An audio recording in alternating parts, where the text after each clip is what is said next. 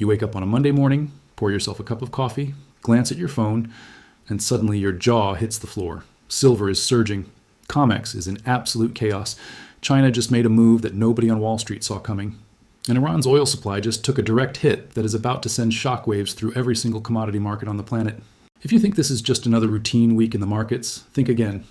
What is happening right now is the kind of perfect storm that only comes around once every few years. And the people who are paying attention are positioning themselves to potentially profit massively while everyone else is still hitting the snooze button. Let's be crystal clear about something. The global financial system is cracking right now, in real time, and you deserve to know exactly what that means for your money. You've got a COMEX showing extreme stress signals that precious metals analysts haven't seen since the 2008 meltdown. You've got China, the world's second largest economy, deploying financial weapons specifically designed to destabilize the dollar-dominated system that has ruled global trade for 80 years. And now you've got a geopolitical flashpoint in the Middle East that just turned the oil market into a powder keg with a very short fuse. Silver, gold, oil. Every single one of these markets is being pushed to a breaking point simultaneously. And they are all connected in ways that most people simply do not understand. Here's what the mainstream financial media won't tell you. Silver is not just a precious metal sitting in a vault somewhere. It is an industrial metal. It is a monetary metal. And right now it sits at the dangerous and explosive intersection of every single one of these crises happening at the same time. This is why serious traders, hedge funds, and smart retail investors are watching silver like a hawk on this particular Monday morning. The question is not whether something big is about to happen. The question is whether you're going to be ready for it when it does. Stay locked in because we are going to break down every piece of this puzzle in detail. And if this is the kind of real, unfiltered analysis you have been looking for, do me one quick favor right now. Smash that like button because it helps us keep bringing you the truth that the mainstream won't touch. Let's start with COMEX because this is where the story really begins and where the signals are the loudest and most alarming. For those who are new here, COMEX stands for the Commodity Exchange, and it is the primary marketplace in the United States where futures contracts for gold, silver, copper, and other metals are bought and sold every single day. It is the backbone of price discovery for precious metals across the entire Western world, and what happens on COMEX sets the tone for silver prices globally. And right now, COMEX is flashing warning signals that should be making every serious investor sit straight up in their chair and pay very close attention. What we are seeing in the COMEX silver market is a dramatic and accelerating decline in what are called registered inventories. Registered inventory is the silver that has actually been officially set aside in COMEX-approved warehouses and is available for immediate physical delivery. This is not paper promises. This is not digital entries on a spreadsheet. This is real, tangible, physical silver that somebody could theoretically walk up and claim today, and that number has been falling sharply. When registered inventories drop at the rate we are currently seeing, it signals one of two things happening, and both of them are bullish for silver. Either there is a massive and sustained surge in demand for physical metal from buyers who are actually taking delivery, or major institutional players are pulling their silver out of the exchange warehouses entirely because they no longer trust the system to hold it safely for them. When both of those things are happening simultaneously, and evidence suggests that is precisely what is occurring right now, you have the conditions for what traders call a delivery squeeze.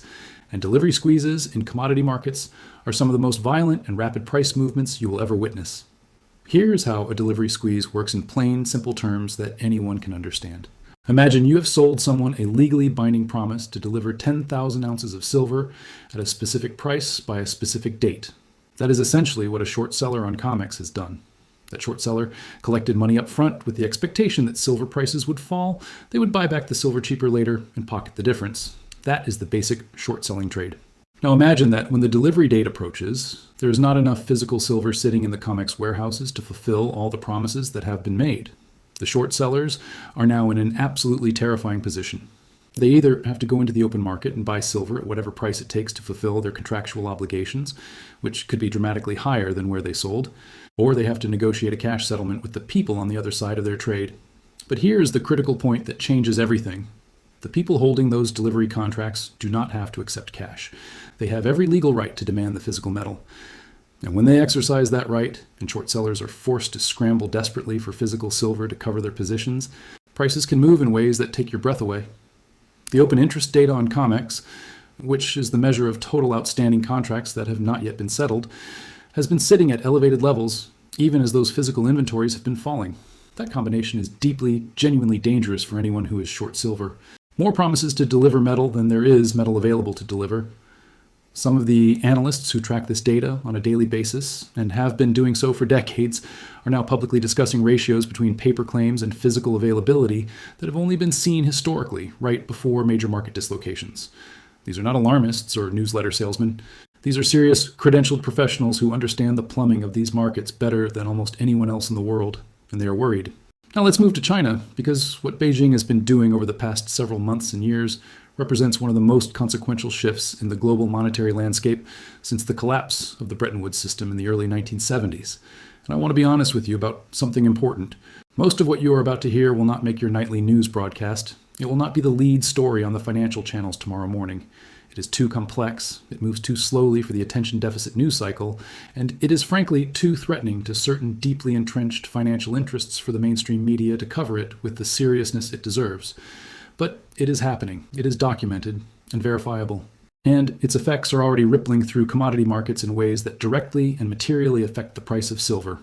China's financial nuclear move is not a single action. It is a coordinated, multi-layered strategy that has been years in the making, and the layers reinforce each other in ways that create a compounding effect greater than any single component. The first layer is China's relentless and accelerating accumulation of physical gold at the national level. The people, the Bank of China, has been adding gold to its official reserves at a pace that has stunned analysts who track this data. But what most commentators miss when they focus exclusively on gold is the downstream effect on silver. Where China leads in hard asset accumulation, silver follows, because the same fundamental logic applies with equal force. If you are a major power actively building a monetary and financial architecture that is not entirely dependent on the goodwill and fiscal responsibility of the United States government, you do not just want gold. You want every hard asset that has functioned as a store of monetary value across human history. Silver has been money for longer than almost any other substance on Earth. And China's leadership understands economic history in ways that many Western policymakers seem to have forgotten. The second layer of China's strategy is its aggressive and increasingly successful push to settle international trade in Chinese yuan rather than US dollars. This is what economists and geopolitical analysts call de-dollarization. And while it has been discussed in academic and policy circles for years, what is different about the current moment is the pace, the scale, and the seriousness of the commitment. China has been signing bilateral trade agreements with major oil-producing nations, agricultural exporters, and manufacturing economies across Asia, Africa, and Latin America that allow, and in some cases require, commerce to be conducted in yuan, completely bypassing the dollar-based correspondent banking system. Every single barrel of oil, every ton of copper, every container of finished goods that gets priced and settled in yuan rather than dollars is one more small chip being taken out of the architectural foundation of dollar supremacy. Individually, each chip is small. Cumulatively, over years and decades, they hollow out the structure in ways that eventually become irreversible. Here's why this matters so directly and powerfully for silver. The dollar's strength as the world's reserve currency has historically served as a structural ceiling on precious metals prices. When the dollar is perceived as strong, stable, and trustworthy, when people around the world are confident that their dollar-denominated savings will hold their value, there is less urgency to hold silver or gold as an alternative store of value. But as China's de-dollarization campaign gains momentum, as more governments and central banks around the world begin to question whether the dollar system serves their long-term interests, the global demand for alternative stores of value increases, structurally and continuously. And silver, with its unique combination of thousands of years of monetary history, irreplaceable industrial applications, and relative affordability compared to gold, becomes increasingly attractive as that alternative. The third layer of China's nuclear move is what is happening in silver industrial demand. And this is perhaps the most underappreciated part of the entire story for most investors.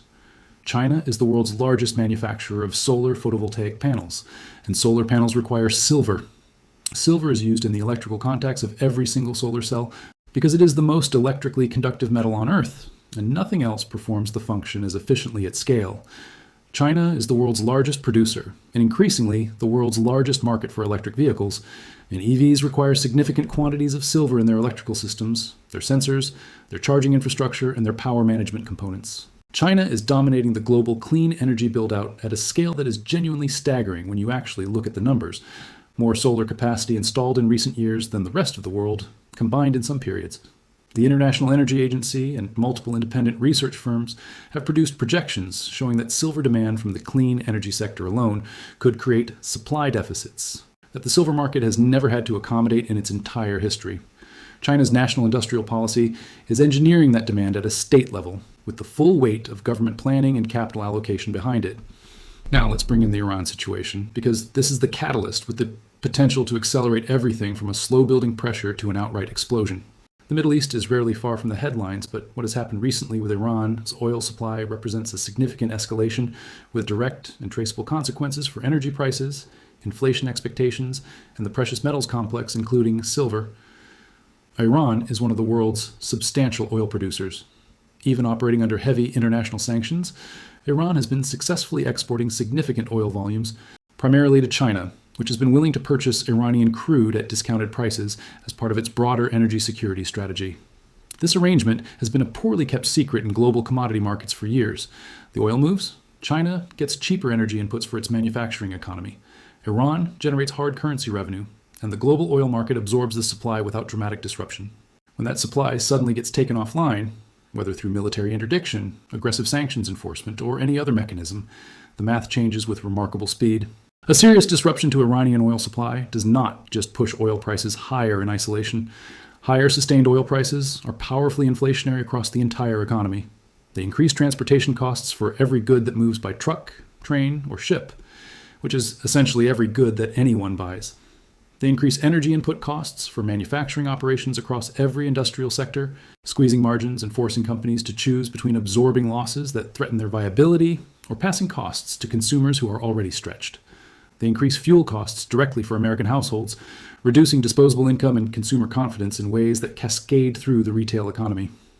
The cumulative inflationary pressure from a sustained oil price shock is something that central banks have to respond to, and their responses, whether they choose aggressive rate hikes that risk recession or a more accommodative approach that risks entrenched inflation, create layers of additional uncertainty that historically push investors hard towards safe haven assets. Silver benefits from this dynamic in ways that are both direct and structural. As a monetary metal with thousands of years of history as a store of value, it directly captures the safe haven demand that flows from inflation fears. As an industrial metal that is essential to the clean energy technology that the entire world is desperately trying to scale up precisely because of the dangers of dependence on volatile Middle Eastern oil supplies, it benefits from the accelerating energy transition that geopolitical instability in the region continues to drive. The geopolitical pressure coming from the Iran situation is literally and simultaneously creating the inflation fears that drive monetary demand for silver and accelerating the clean energy build-out that drives industrial demand for silver. These are not competing forces. They are reinforcing forces operating simultaneously, and that combination is what makes this particular moment in the silver market so genuinely unusual and potentially significant. What sophisticated investors who have been watching precious metals for multiple market cycles are noting right now is the rare convergence of technical factors, fundamental factors, and macro factors, all pointing in the same direction at the same time. From a technical perspective, silver has been consolidating, building energy, in a coiling price pattern that historically resolves with sharp, decisive moves.